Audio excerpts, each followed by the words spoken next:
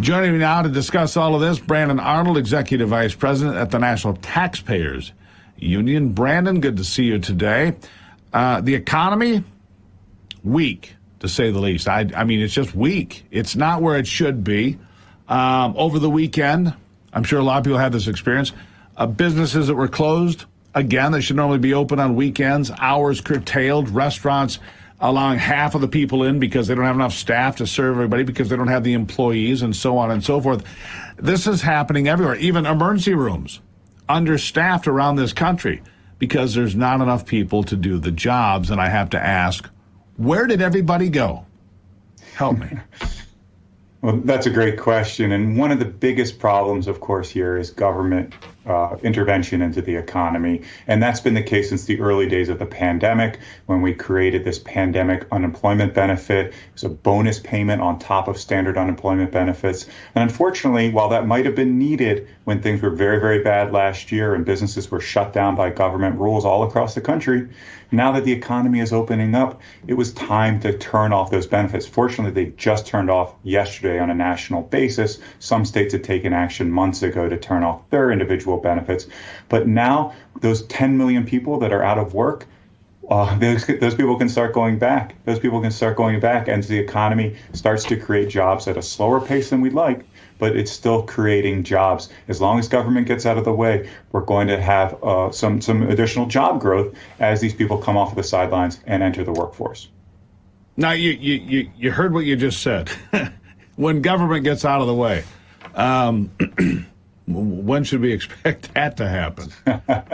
Well, I've got my fingers crossed here. The biggest threat to the economy right now is COVID. A resurgence of Delta or another strain could certainly hurt our economy. The second biggest, right behind the COVID, is certainly the threat of government action. And this $3.5 trillion package that Democrats are just starting to move through the halls of Congress this week is an enormous threat. Not only would it spend more, it would tax more, trillions of dollars in higher taxes. The National Association of Manufacturers say these tax increases would kill 1 million jobs, and 1 million jobs when we very much... Brandon, let me hold on here for a second, because I have to ask you about the way you just put that.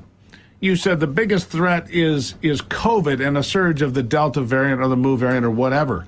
I would say that's not really the biggest threat. The biggest threat is government overreach, telling companies when they can and cannot be open, telling companies how to take care of their own employees to keep them safe from whatever illness, this or any other.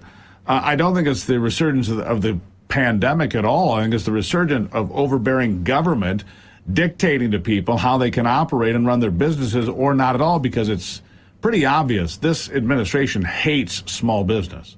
They get all of their fundraising for elections from, big hedge fund operators, from giant elite addresses. They don't get money from small business. They don't get support from small business. Small business owners are an annoyance to them because they actually believe they can do for themselves without government help. Right or wrong? I think there's some truth to that. Let's agree here. If there is a resurgence in COVID cases and hospitalizations, then we can guarantee that there will be governments that crack down on the ability of businesses to operate. That's a certainty. We saw that in 2020. We would see that again. We're seeing that a little bit now with the Delta surge, but so far it hasn't been nearly as draconian as it was last year. So as long as businesses are allowed to operate, as long as we don't have another surge, I would say without question the biggest threat to the economy is additional attempts to intervene to try to bail us out of the economic depression or recession to one extent or another.